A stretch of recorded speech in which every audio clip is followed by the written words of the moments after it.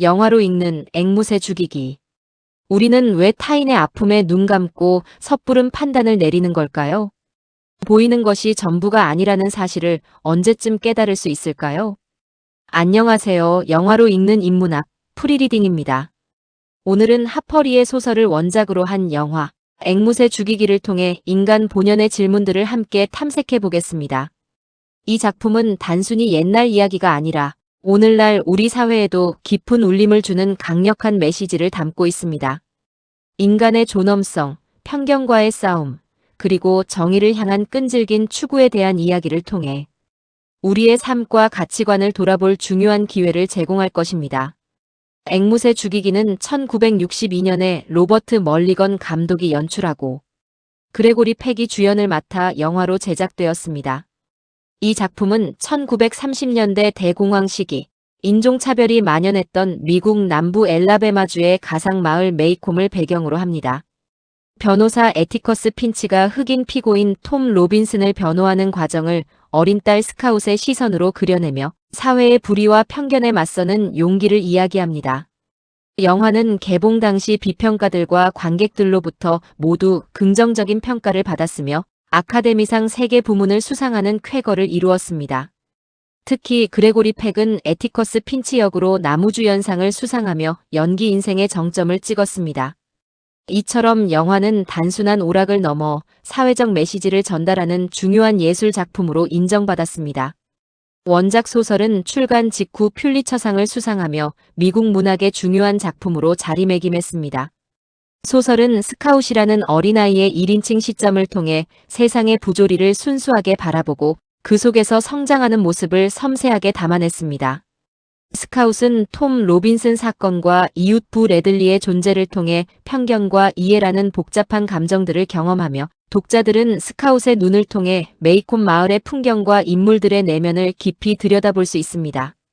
소설은 인종차별뿐만 아니라 성역할, 사회적 불평등, 그리고 순수함을 잃어가는 성장 과정 등 다양한 주제를 폭넓게 다룹니다. 특히 캘퍼니아, 듀보스 부인, 모디 아줌마, 레이첼 아줌마, 알렉산드라, 고모, 캐롤라인 선생님, 게이츠 선생님 등 메이콤 마을 주민들의 다채로운 모습과 그들의 내면 심리가 상세하게 묘사되어 독자들은 이야기에 더욱 깊이 몰입하게 됩니다. 유머러스하면서도 감동적인 어린 시절 이야기가 어우러져 전반적으로 가볍고 따뜻한 성장, 소설의 분위기를 느낄 수 있습니다. 소설은 이처럼 다양한 인물 군상을 통해 당시 남부 사회의 복합적인 모습을 입체적으로 보여줍니다. 반면 영화는 소설의 광범위한 주제들 중 인종차별 문제에 더욱 집중합니다. 영화가 만들어진 시대적 배경을 고려할 때 이는 당시 미국 사회가 안고 있던 인종 갈등에 대한 강력한 메시지를 전달하려는 감독의 의도가 반영된 것으로 볼 수 있습니다. 1960년대 초 미국은 인권운동이 한창 진행되던 시기였고 영화는 이러한 사회적 흐름 속에서 인종차별의 부당함을 고발하고 관객들에게 깊은 성찰을 요구했습니다.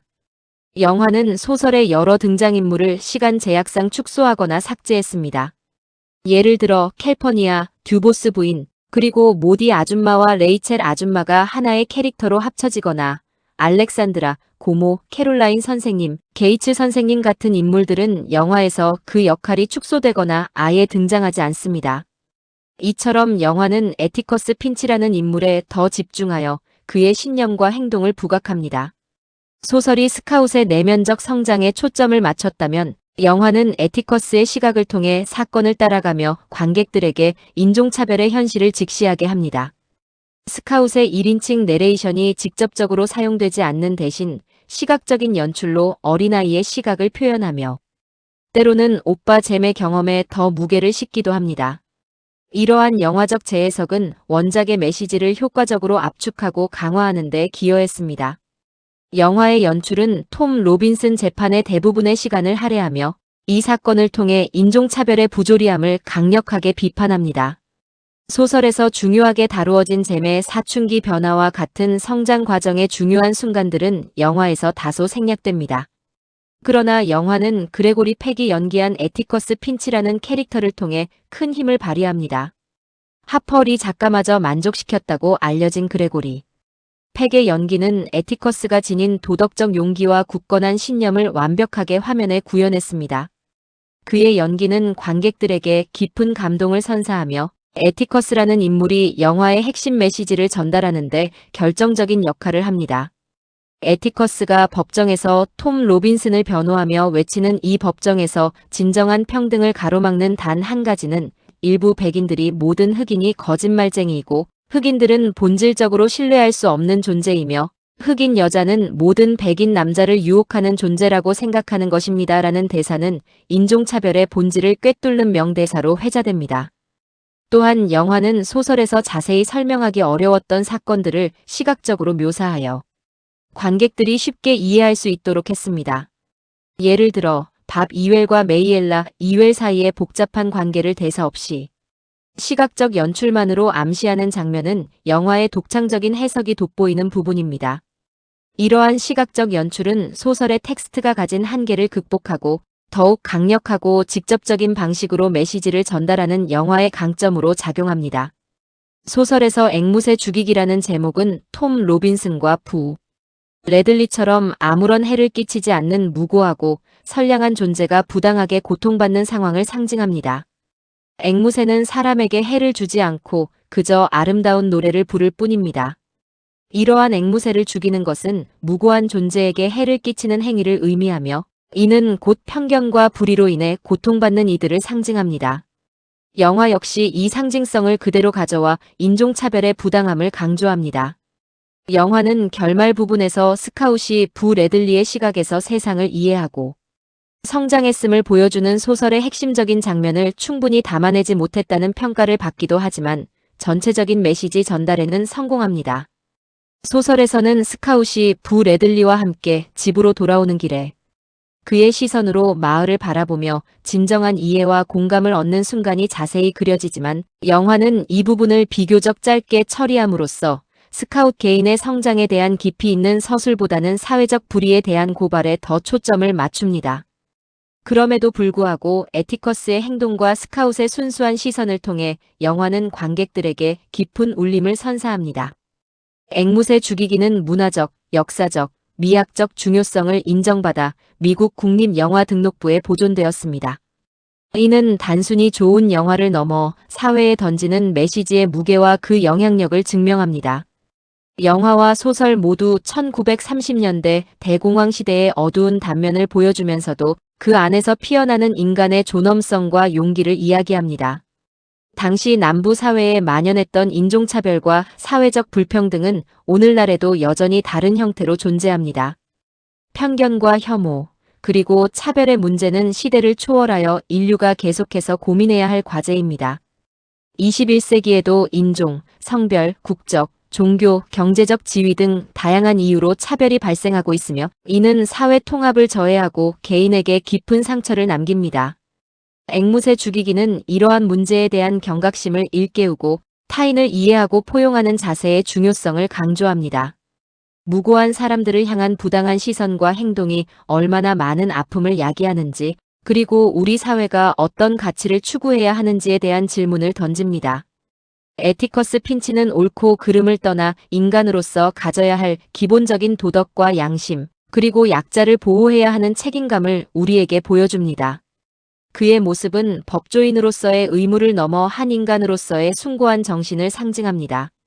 소설은 메이콤 마을과 인물들을 풍부하게 묘사하여 독자가 이야기에 깊이 몰입하도록 돕고 다양한 주제와 인물들의 내면 심리를 깊이 있게 탐구하여 독자들이 더 강하게 공감하도록 합니다. 특히 어린 스카웃의 시점에서 성인의 복잡한 세계를 이해해가는 과정은 독자들에게 깊은 감동과 공감을 불러일으킵니다. 영화는 소설이 가지는 이러한 강점들을 시각적 스토리텔링으로 재해석하여 인종차별이라는 중요한 사회적 메시지를 강력하게 전달합니다. 톰 로빈슨 재판 과정에서 드러나는 불공정함과 편견은 시대를 초월하여 현대 사회에도 많은 시사점을 제공합니다. 우리는 여전히 외모, 출신, 신념 등을 이유로 타인을 쉽게 판단하고 차별하는 경우가 많습니다. 인터넷과 소셜미디어의 발달은 이러한 편견이 더욱 빠르게 확산될 수 있는 환경을 만들기도 합니다. 영화는 이러한 우리 안의 편견을 돌아보게 하고 에티커스 핀치처럼 어려운 상황에서도 자신의 신념을 지키는 용기의 가치를 일깨웁니다. 에티커스는 불의에 맞서는 개개인의 용기가 세상을 변화시킬 수 있음을 행동으로 보여주며 우리 모두에게 깊은 영감을 줍니다. 이 작품은 관용과 이해, 그리고 편견에 맞서는 중요성을 보여줍니다.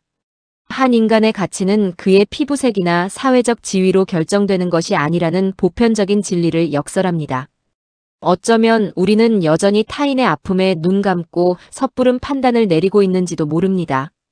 보이는 것이 전부가 아니라는 사실을 깨닫고 모든 존재가 존중받아야 할 가치를 지닌다는 것을 언제쯤 완전히 이해할 수 있을까요?